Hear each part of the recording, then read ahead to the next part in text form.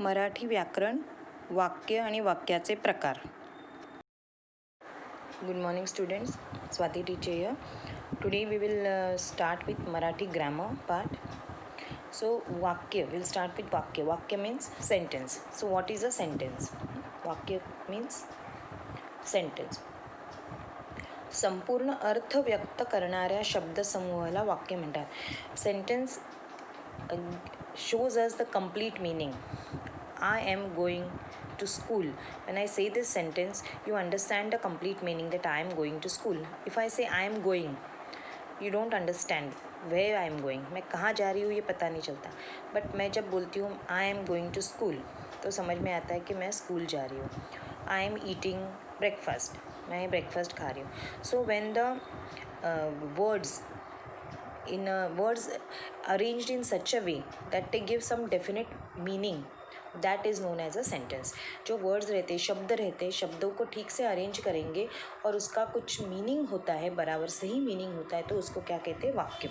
संपूर्ण अर्थ व्यक्त करणाऱ्या शब्द समूह, शब्द वर्ड, समूह मीन्स ग्रुप ऑफ वर्ड. शब्द समूह क्या मतलब? हिंदी में ग्रुप ऑफ वर्ड्स, इंग्लिश में ग्रुप ऑफ वर्ड्स, और समूह मतलब ग्रुप. सो संपूर्ण अर्थ मीन्स मीनिंग. संपूर्ण कंप्लीट मीनिंग, व्यक्त दिखाने वाला. संपूर्ण अर्थ व्यक्त करणाऱ्या शब्द समूहाला वाक्य म्हणतात. ये डेफिनेशन है वाक्य का. ये आपको लिखना है और अंडरलाइन याद करना है. वाक्याचे दोन भाग असतात. Now we have seen a sentence, subject और प्रेडिकेट. पढ़ा होगा इंग्लिश ग्रामर में आपने कि एक सेंटेंस जो होता है उसमें सब्जेक्ट होता है, प्रेडिकेट. तो वैसे ही यहाँ पे मराठी में भी सब्जेक्ट और प्रेडिकेट, पर उसको सब्जेक्ट को क्या कहते हैं यहाँ पे? उद्देश्य कहते हैं. और जो प्रेडिकेट होता है उसको कहते हैं विधेय. उद्देश्य, इस उद्देश्य का मतलब है सब्जेक्ट और विधेय का मतलब है प्रेडिकेट. तो सब्जेक्ट का जिसके बारे में बात कर रहे हैं, this boy is going to college, तो किसके बारे में बात कर रहे हैं हम लोग? बॉय के बारे में. दिस बॉय, तो वो क्या हो गया? सब्जेक्ट हुआ. इज़ गोइंग टू कॉलेज, वो क्या कर रहा है? कॉलेज जा रहा है, इज़ अ प्रेडिकेट. तो वैसे ही मराठी में भी है सब्जेक्ट और प्रेडिकेट. सब्जेक्ट को कहते उद्देश्य और प्रेडिकेट को कहते विधेय. त्यांचा मोठा मुलगा दररोज आगगाडीने मुंबईला जातो. मतलब उनका बड़ा लड़का रोज़ ट्रेन से मुंबई जाता है. अभी यह वाक्यात किसके बारे में बोला है? मुलगा. मुलगा क्या है? उद्देश्य है. और क्या बोला है? मुलगा के बारे में क्या बोला है? मुंबईला जातो. जातो हे विधेय आहे. या वाक्यातील त्यांचा मोठा हे शब्द उद्देशाचा विस्तार आहे, तर दररोज आगगाडीने हे शब्द विधेयकाचा विस्तार है. अभी यहाँ पे कैसे इंग्लिश में हम सब्जेक्ट मतलब पूरा वो लाइन ये 2-3 वर्ड्स मिलके सब्जेक्ट होता है, 2-3 वर्ड्स मिलके प्रेडिकेट. बट इन मराठी एक ही होगा. उद्देश्य एक. उद्देश्य क्या है यहाँ पे? मुलगा. और विधेय क्या है? जातो. मुलगा क्या करता है? जाता है, तो वो हो गया विधेय. अभी ये वाक्य के भी बहुत सारे, we have seen types of sentences. English में भी होते हैं, जैसे यहाँ पे लिखा affirmative sentence, exclamatory, interrogative and assertive. ये 4 टाइप के सेंटेंसेस इंग्लिश में है, वैसे मराठी में भी है. तो विधानार्थी शब्द, विधानार्थी वाक्य, विधान कुछ स्टेटमेंट किया हुआ है, तो वो क्या हुआ?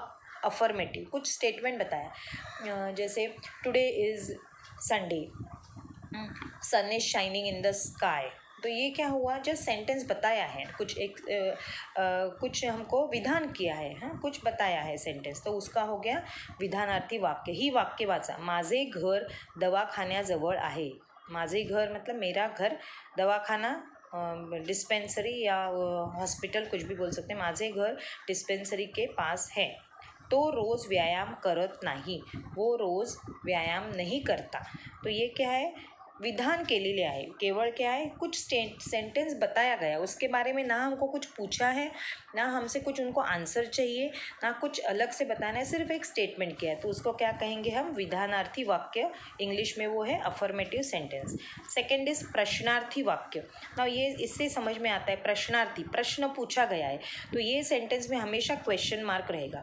तो ये चार इसमें से दो पहचानने बहुत इजी है। एक तो प्रश्नार्थी, बिकॉज उसमें क्या होगा, हमेशा क्वेश्चन मार्क रहेगा। इंग्लिश में इसको कहते हैं इंटरऑगेटिव सेंटेंस, आस्किंग द क्वेश्चन। ही वाक्य वाचा, तुला लाडू आवडतो का, तुम्हें लाडू पसंद है क्या, तुम्ही सकाळी कधी उठता, आप मॉर्निंग में कब उठते हो, या प्रकारच्या वाक्यात प्रश्न विचारलेला असतो। इसमें क्या पूछा है, क्वेश्चन पूछा है, तो क्वेश्चन मार्क हमेशा रहेगा। तो जब क्वेश्चन मार्क सेंटेंस में रहेगा तो दैट विल बी अ प्रश्नार्थी वाक्य। ये वर्ड्स आपको याद रखने हैं, क्योंकि जब पूछा जाएगा तो वो ऐसे बोलेंगे, वाक्यांचे प्रकार लिहा, तो ये वर्ड्स आपको पता होने चाहिए, विधानार्थी, प्रश्नार्थी, तो हाँ आप बता सकेंगे कि क्या टाइप है। नाउ थर्ड इज उद्गारार्थी। This is also very easy to recognise.